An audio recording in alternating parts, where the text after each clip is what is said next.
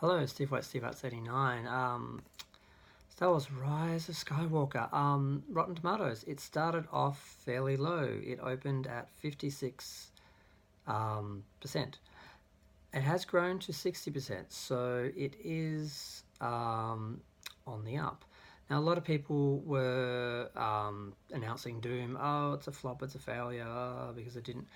But it is slowly crawling up, and it probably will sit in the 60s, I'm guessing. I'm not sure how much it's going to grow.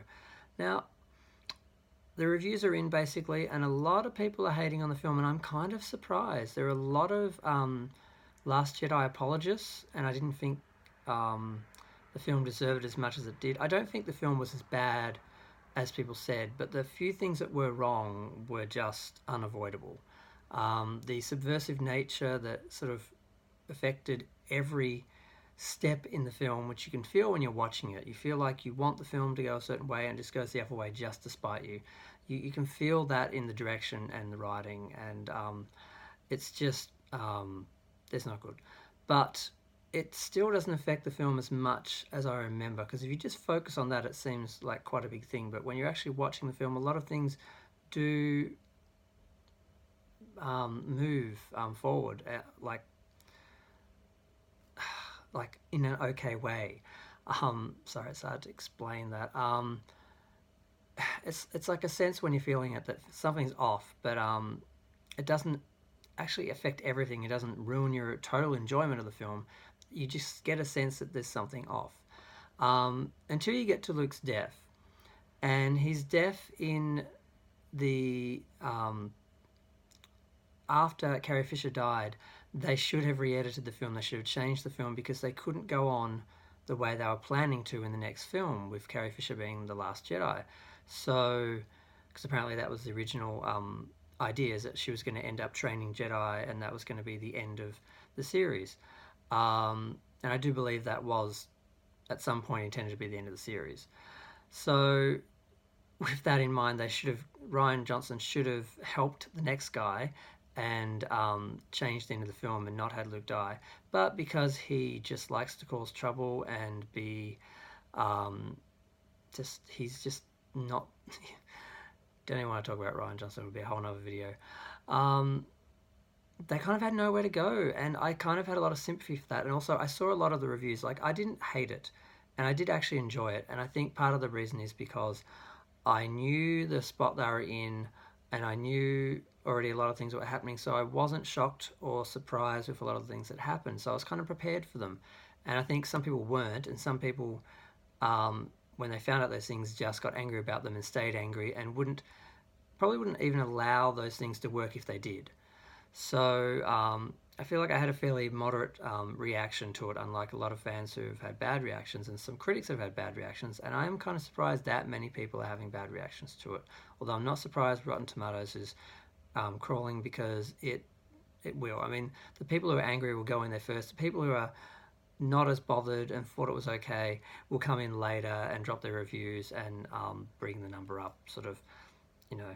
People who absolutely love it and absolutely hate it are going to get in there first, and that's going to be the initial reaction, and then slowly it will soften. And for me, looking back, listening to other people's reviews, I can see their points. I can see the film is very inconsistent. You are very aware of decisions and why they're made, but I already knew a lot of them going in, so I didn't have. Often I know nothing about a film when I go in. I make sure I don't watch any previews or anything. I just want to enjoy the film as it is. This film, I was so afraid it was going to be bad. I was preparing myself for it, and I did brace for myself for it. So I think that kind of helped. And some people didn't do that. Some people did the absolute opposite. And we know there are going to be people who are going to hate on it no matter what. Even if it was good, just outright good, no issues, they would have hated it just because they had to, because that's the narrative they set up years ago after The Last Jedi. So that's not a surprise. But I am surprised by a lot of other people. And I realised part of the reason why it worked is I think JJ realised he couldn't make sense of the mess that he had. Really, he knew he wasn't going to be able to make sense of it. He didn't try to explain Palpatine. He didn't try to justify it. He just made it happen.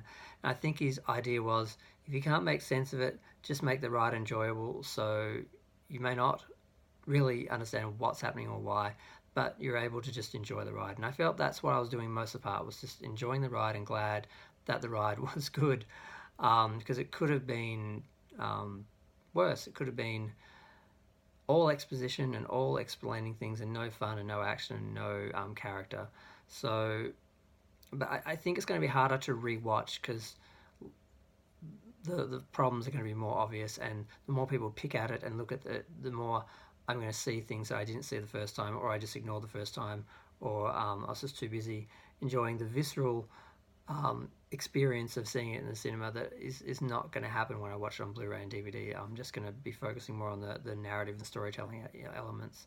So I'm glad I enjoyed it this time in the cinema, because I think I will enjoy it less the next time I see it, because I'm going to be more aware of problems and just become more aware of problems as I'm watching it.